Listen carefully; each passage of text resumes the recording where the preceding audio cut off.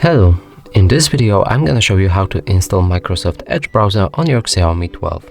So in order to do that, we'll need to open our Google Play Store and start searching for an app. Now here we'll write Microsoft Edge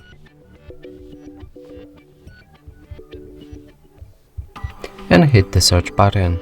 Now click on this app and press on the install.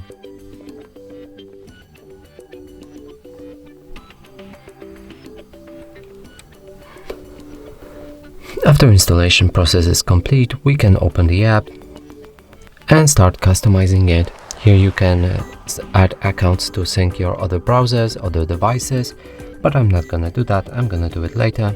From here you can either accept or not to the data sharing preferences.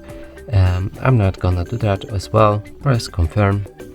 From here you can also set the Edge browser as your default, so let's do it. Select browser app and find Edge right here. Now if we go back, our Edge will be ready to be used and everything should work properly.